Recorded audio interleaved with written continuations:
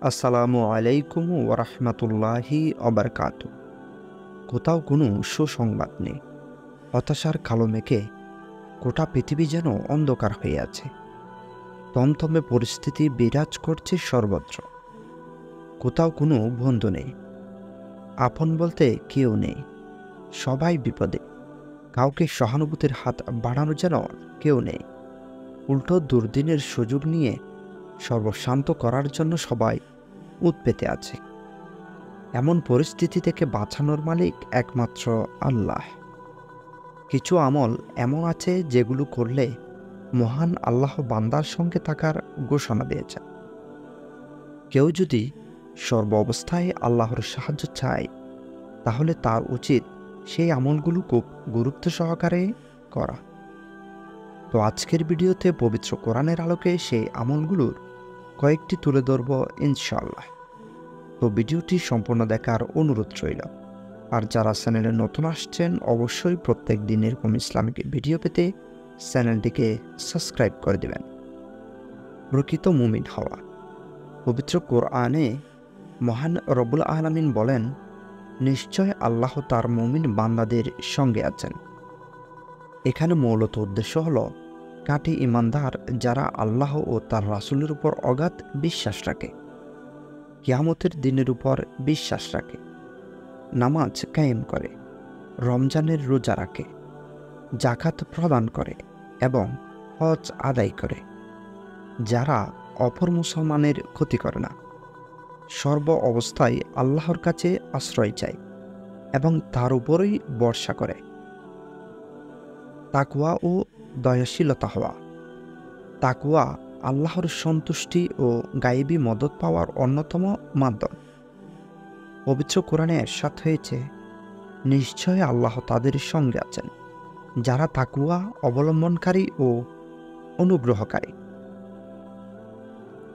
এর সারমর্ম এই যে আল্লাহ তাআলার সাহায্য তাদের সঙ্গে থাকে যারা দুটি গুণে গুণান্বিত, তাকওয়া ও ইহসান। তাকওয়া অর্থ হারাম কাজ পরিত্যাগ করা এবং ইহসানের অর্থ সৎ কাজ করা, আল্লাহর উপর ভরসা করা।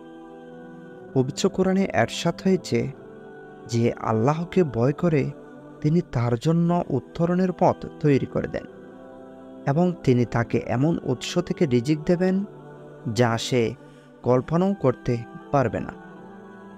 আর যে আল্লাহর উপর তাওয়াক্কুল করে, আল্লাহ তার জন্য যথেষ্ট।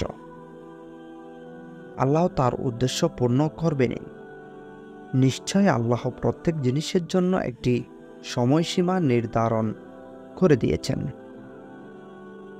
যে কোনো পরিস্থিতিতে ধৈর্য ধরা। বান্দা যখন বিপদে ধৈর্য ধরে আর আল্লাহর কাছে আশ্রয় চায়, তখন আল্লাহ তার বিপদ দূর করার দায়িত্ব নিয়ে নেন। তার জন্য বিপদ থেকে উত্তরণের পথ বের করে দেন। মহান আল্লাহ বলেন, হে মুমিনরা, তোমরা ধৈর্য ও নামাজের মাধ্যমে সাহায্য চাও। নিশ্চয় আল্লাহ ধৈর্যশীলদের সঙ্গে আছেন। সূরা বাকারা আয়াত নম্বর 153। ঈমানের দাওয়াত দেওয়া। যারা মানুষের দ্বারে দ্বারে ঈমানের দাওয়াত নিয়ে যায়, মানুষকে আল্লাহর পথে আহ্বান করে, আল্লাহ তাদের সঙ্গে থাকেন। মহান আল্লাহ মূসা ও হারুন আলাইহিস সালামকে ফেরাউনের কাছে দ্বীনি দাওয়াত নিয়ে যাওয়ার নির্দেশ দেন। তাদের অভয় দিয়ে মহান আল্লাহ বলেন, তোমরা ভয় পেও না, নিশ্চয় আমি আল্লাহ তোমাদের সঙ্গে আছি, আমি শুনি এবং দেখি।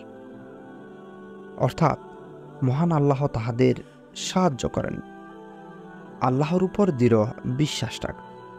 জীবনের প্রতিটি ক্ষেত্রে যারা মহান আল্লাহর উপর ভরসা করে, মহান আল্লাহ তাদের জন্য যথেষ্ট হয়ে যান।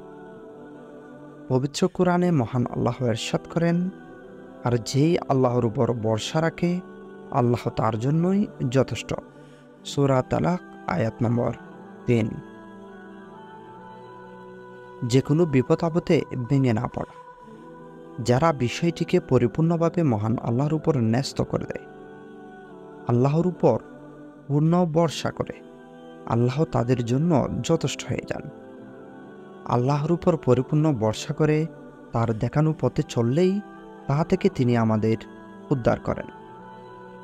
ওমর ইবনে কাত্তাব রাদিয়াল্লাহু তাআলা আনহু থেকে বর্ণিত, রাসূলুল্লাহ সাল্লাল্লাহু আলাইহি ওয়াসাল্লাম বলেছেন, তোমরা যদি প্রকৃতভাবে আল্লাহ তাআলার উপর নির্ভরশীল হতে, তাহলে পাখিদের যেভাবে রিজিক দেওয়া হয় সেভাবে তোমাদেরও রিজিক দেওয়া হতো।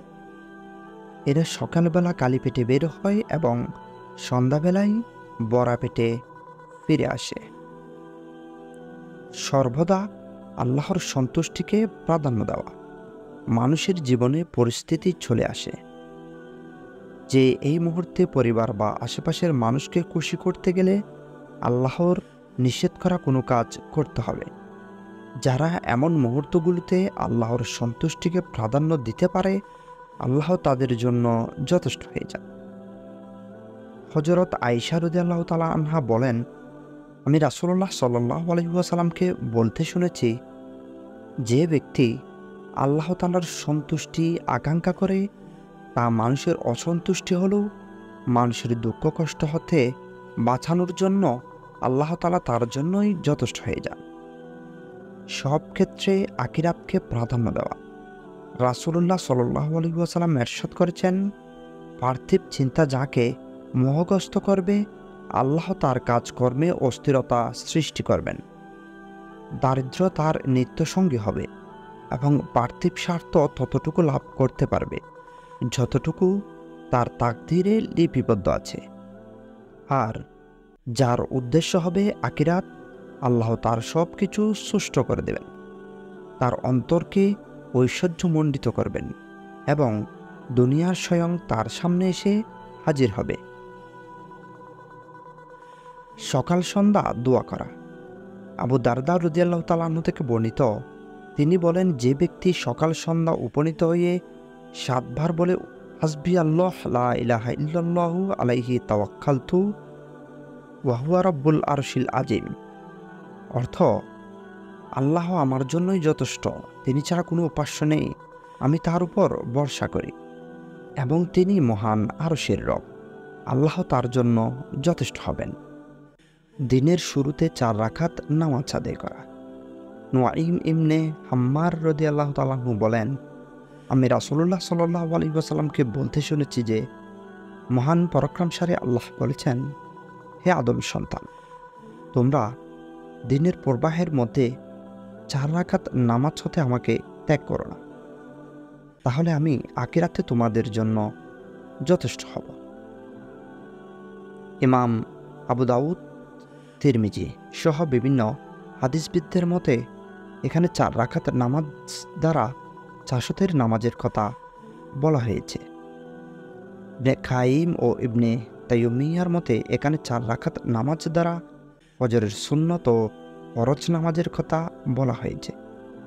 মহান আল্লাহ সুবহানাহু ওয়া তাআলা যেন আমাদের সকলকে আজকের ভিডিওর আলোচনাগুলোর প্রতি গুরুত্ব সহকারে আমল করার তৌফিক দান করেন। আমিন।